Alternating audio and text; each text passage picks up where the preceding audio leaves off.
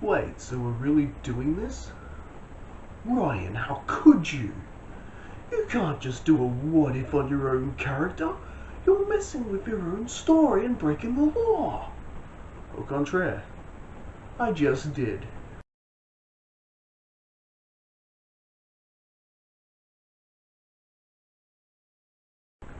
Hey guys, thank you so much for clicking on this video. This video is brought to you by Almighty Eye Halloween. You can see the comic book just behind me, and you can buy your own copy and download that on my Lulu store. That's in the description below. And a huge thank you for those who do actually go to the store and buy the comics. You really are helping support this channel so I can keep coming back and making content like this and all the other different types of content I make on this channel. And while you're at it, don't forget to pick up the You Can Rise Above Anything Almighty Eye Ryan Melrose t-shirt. They're on my Teespring store, which will probably appear on this card right now. Alright, now let's get on to this what if. I'm not doing a Dragon Ball what if this time. I'm not even doing a Ruby what if this time. I'm actually doing a what if with my own characters. And, well, I guess my first what if about my own content is going to be with Almighty Eye.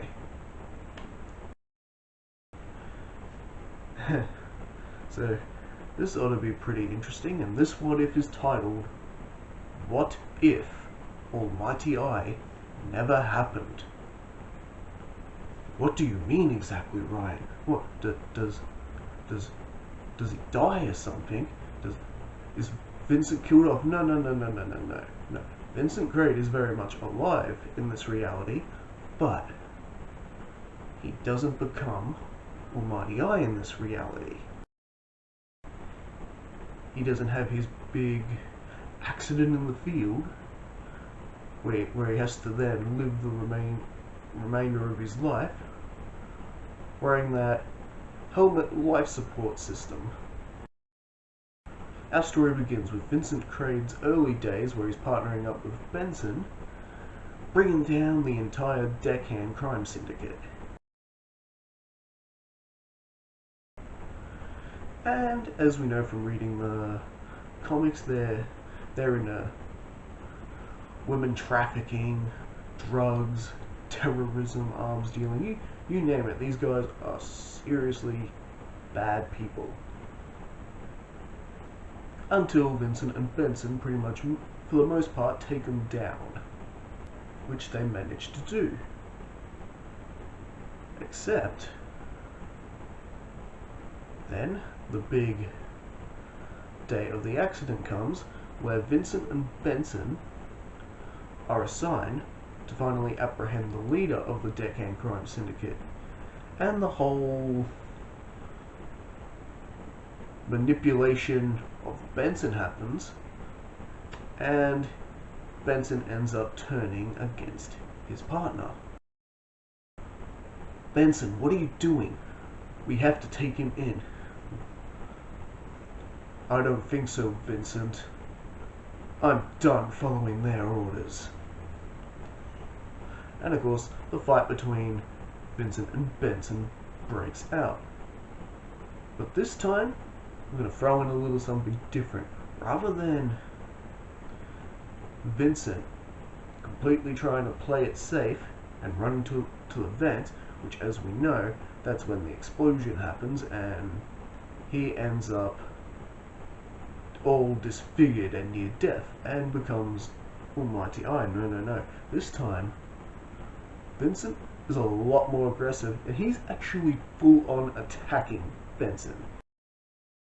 He's just completely switched to basically from, oh my god, my partner's betraying me, like in the original story, to, alright, you're in the way, so I gotta take you out, you know, like a full-on hard military secret agent type person should do. And he actually forces them to run instead. Now, does Vincent try and pursue and chase after him? He does, but due to Benson's overall knowledge about Vincent, how he works, how he thinks, he pretty much is easily able to slip away from Vincent, and he gets away. And then, well, Vincent simply has to go back to headquarters and pretty much report the entire incident, which is really, really awkward. Benson just decided he wasn't following orders anymore. Which, if you read the comic Almighty Eye Damnation, we actually get a bit more of a glimpse to why he does what he does. Spoilers. Because Vincent doesn't get badly injured, there's no need to rush and put the prototype Almighty Eye helmet on him. So, Vincent Crade is still just your basic special agent who's really, really good with a gun. 2 guns, in fact. Let's put it to you this way. He'd give John Wick a run for his money. So what happens to Vincent now in the story? Does he still have his first assignment where he has to protect the rock band Golden Harp from these assassination attempts? The answer is yes. That still happens.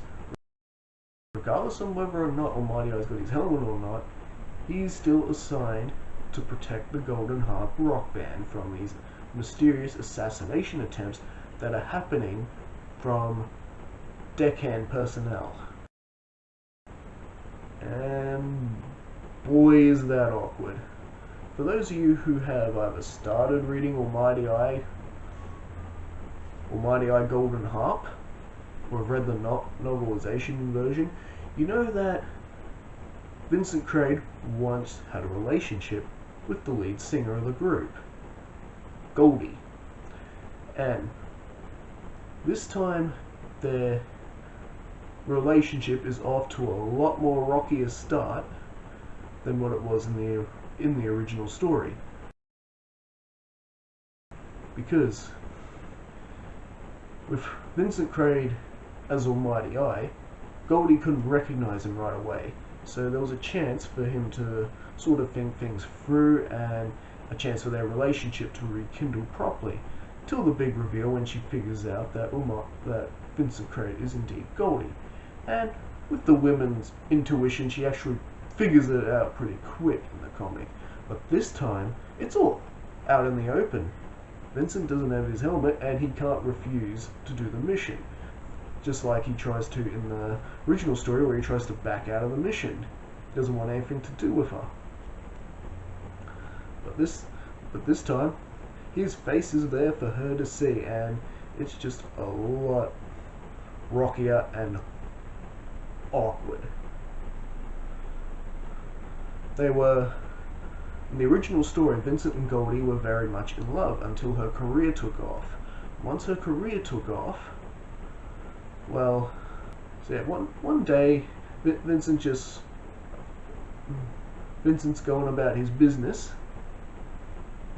and he reads in a tabloid that the woman he was supposed to marry has married some movie star. But what Vincent didn't know is that the whole thing was a publicity stunt. It was just something to further their careers and build up their fan base more. It was all arranged and only signed to go for a certain duration of time. And of course, Vincent didn't understand that. I mean, why would you? Let's say you were put in that situation and, you wouldn't understand it either. And so naturally, he got heartbroken and he didn't want nothing to do with her anymore. And which, as we find out, it actually took Goldie by surprise, because she still loved Vincent. She still wanted to marry him someday when this was all over. But anyway, the years passed. Vincent ended up joining the military and became the super agent he is today. So with their new interaction, there's definitely a bit of heat going on in this conversation, and it's, yeah. Does Goldie explain it to him? Yes. She tries to a few times, but at this point, Vincent doesn't want to hear anything about it. He just wants to get this assignment done, catch the bad guys, and move on. And, well, one day, Vincent and Williams, he's got Agent Williams with him, who's basically just a blue version of Benson, assigned to protect them. They're escorting him to a interview and in charge of security. And, well, it was a lot easier for him to get into the building this time because my guy's not wearing his helmet. So that was a lot easier and a lot more, you know, that whole what happens in the original novel doesn't happen, where the security guard's refusing to let him in because he won't take off his helmet. Which, of course, for medical reasons, Vincent can't remove his helmet. Simple as that. But that's not the case this time. He's able to just march right on in there. And, of course, he does have to leave his firearm at the door. Yep. And, of course, during the interview, you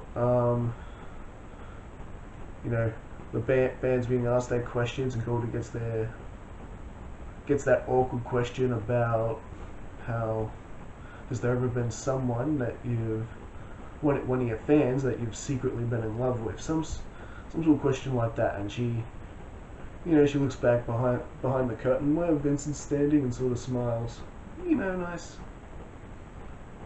nice beautiful smile at him. And Vincent's actually blushing here. Now that his helmet's off, we can actually see him blushing. So there's still love in there. There's still love in there, even though Vincent doesn't want to admit it. And after the interview's done, they end up back outside. That is when the next assassination attempt occurs. And Vincent literally just runs off, snatches his firearm back from the guard, and he's opening firing on the assailant. And that goes down pretty much the same it does in the story, with the assassination attempt failing and the bad guys hightailing it out of there.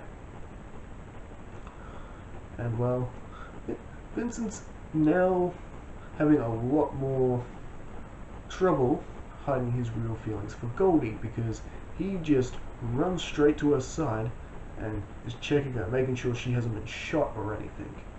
Full on protecting her. And it's pretty sweet. And so they are now then taken to a safe house, one of Fate Unit's safe houses where no one knows where they are, and they're basically pretty much only to leave with either Vincent or Williams with them. And of course, if they absolutely have some sort of show or interview to do that they're 100% booked for and can't get out of. I actually reckon that would suck sometimes for singers and whatnot when they go and do some shows that get booked. You gotta wonder if they get demotivated sometimes. But then that paycheck comes in, I guess. Anyway. So, the realization of these assassination attempts, Vincent orders Williams to stay with the group while he starts investigating these guys. He wants to get to the bottom of this. Why are they being targeted? What's going on here? Who would just constantly try to assassinate a rock band. Now, something's going on here he's beginning to suspect. So, he needs to start investigating. And of course, just like in the original story, Goldie insists on going with him. I don't think she quite understands how dangerous the situation, which is exactly what Vince says. No, Goldie, the situation is dangerous. I never forgive myself if you got hurt. Yeah, well, this is my life. If I'm being threatened, I have the right to know. I have the right to know who's trying to kill me. So be it, but keep your head down. Don't worry, I have you to protect me. Vincent, of course, blushes again and basically agrees to take her with him. You can't help but feel that Vincent's getting a little personally involved in this case. I think this is where we're actually going to leave things for now. So in part 2, we will begin what happens during the investigation part of the story, as well as what happens next. Those of you familiar with the novel or the comic. Alright, well, I'll catch you guys next time.